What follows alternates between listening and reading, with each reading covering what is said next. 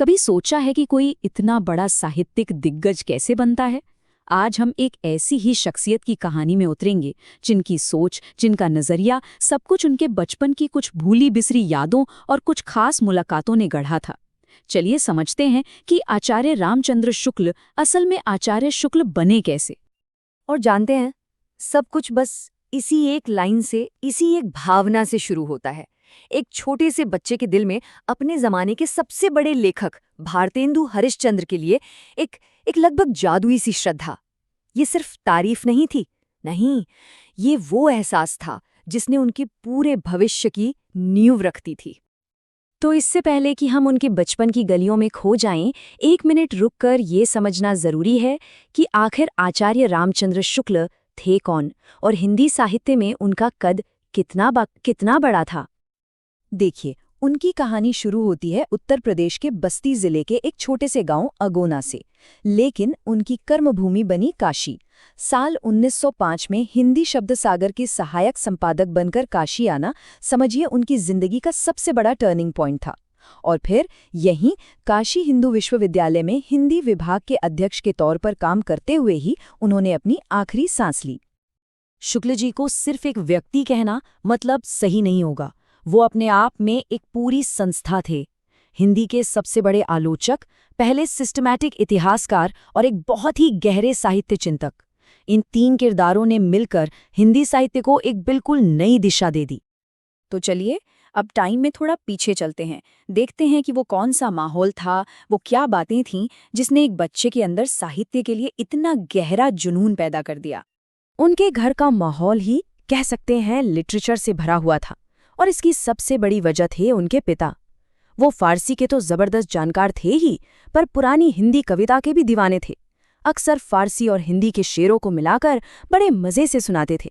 रात होती तो पूरा परिवार साथ बैठकर रामचरितमानस सुनता। और हाँ, भारतेंदु जी के नाटक तो घर में सबके फेवरेट थे। और बचपन में होता है ना, एक मासूम सा कन्फ्यूजन। शुक्ल जी नाटक के हीरो राजा हरिश्चंद्र और असल जिंदगी के कवि भारतेंदु हरिश्चंद्र में कोई फर्क ही नहीं कर पाते थे। जैसे ही हरिश्चंद्र नाम सुनते, उनके जहन में दोनों की एक मिली जुली बहुत ही प्यारी सी तस्वीर बन जाती थी। अब यहाँ से कहानी में एक दिलचस्प मोड़ आता है। जब शुक्ल जी मिर्जापुर आए तो उन्हें पता चला कि उनके हीरो मतलब भारतेंदु जी के खास दोस्त यहीं पास में रहते हैं। जरा उस पल को सोचिए जब उन्हें अपने आइडल से जुड़ी एक जीती जागती हस्ती को देखने का मौका मिला होगा। तो बस कुछ लड़कों की एक टोली बन गई। सब ने मिलकर उस मशहूर कवि को देखने के लिए पैदल ही 1.5 मील का सफर तय किया। उस रास्ते पर चलते हुए उनके मन में कितनी उत्सुकता, कितनी उम्मीदें रही होंगी, हम आज बस इसका अंदाजा ही लगा सकते हैं। और जब वो लोग वहां पहुंचे तो सामने एक पत्थर का बहुत बड़ा सा मकान था, और उसका ऊपर वाला बरामदा, और वो तो पूरी तरह से घनी लताओं के जाल से ढका हुआ था। इस नज़ारे ने उस जगह को और भी ज्यादा रहस्यमयी बना दिया था, आप कह सकते हैं। और फिर वो पल आया। लताओं के उसी घने जाल के बीच से एक मूर्ति, एक परछाई सी दिखाई दी।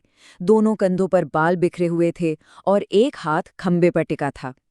ये थे उपाध्याय बद्रीनारायण चौधरी प्रेमघन, और ये पहली झलक शुक्ल जी के मन पर हमेशा हमेशा के लिए छप गई।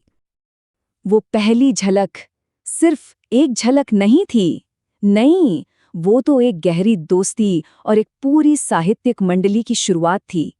चलिए अब देखते हैं कि प्रेमघन की शख्सियत ने शुक्ल जी और उनके दोस्तों पर कैसा असर डाला और कैसे उनकी मंडली को एक बड़ा ही अनोखा नाम मिला।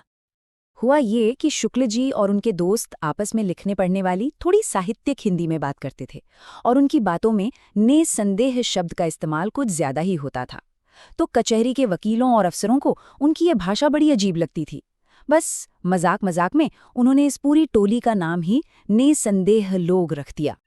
इस निस्संदेह मंडली में शुक्ल जी अकेले नहीं थे, बल्कि उनके जैसे ही हिंदी के दीवानों का एक पूरा ग्रुप था। इसमें काशी प्रसाद जायसवाल, बाबू भगवान दास हालना, पंडित बद्रीनाथ गौड़ और पंडित उमाशंकर द्विवेदी जैसे कई लोग थे। ये वो मंडली थी जहां नए पुराने लेखकों पर घंटों गर्मागर्म बहसें चलती थीं। प्रेमघन जी का अंदाज भी बड़ा दिलचस्प था। एक बार एक पंडित जी ने कहा कि उन्होंने एकादशी पर जल खाया है, तो प्रेमघन जी ने तुरंत मजाक में पूछ लिया, क्यों, जल ही खाया है कि कुछ फलाहार भी पिया है। मतलब उनकी बातों में ऐसा ही एक अनोखापन था। और उनका वो नवाबी और रईसी अंदाज, उसकी तो बात ही अलग थी। एक शाम छत पर लैंप की बत्ती भभकने लगी। सब नौकरों को आवाज दे रहे थे, पर प्रेमघन जी ने उसे ठीक कराने की बजाय बड़े आराम से कहा, अरे जब फूट जाई तबे चलत आवब। और हुआ भी वही। आखिर में चिमनी टूट ही गई। तो देखिए, ये सारे अनुभव, पिता से मिले साहित्यिक संस्कार, भारतेंदु के लिए वो बचपन की श्रद्धा और प्रेमघन जैसे दोस्तों का साथ, इन सब ने मिलकर वो मजबूत नींव तैयार की जिस पर आचार्य शुक्ल की इतनी बड़ी साहित्यिक विरासत खड़ी हुई। उनकी विरासत आज हमें इन महान किताबों में मिलती है। हिंदी साहित्य का इतिहास से लेकर चिंतामणि तक उनके लेखन में गहरी सोच, बारीक तर्क और जबरदस्त हाजिर जवाबी का एक कमाल का मेल देखने को मिलता है। उनका लिखने का अंदाज इतना सटीक और विचारों से भरा होता था कि उसने हिंदी आलोचना को हमेशा के लिए बदल कर रख दिया। और सबसे हैरान करने वाली बात तो ये है कि उनकी सबसे महान कृति, हिंदी साहित्य का इतिहास, जो आज हिंदी लिटरेचर को समझने का आधार मानी जाती है, जानते हैं उसकी शुरुआत कैसे हुई थी?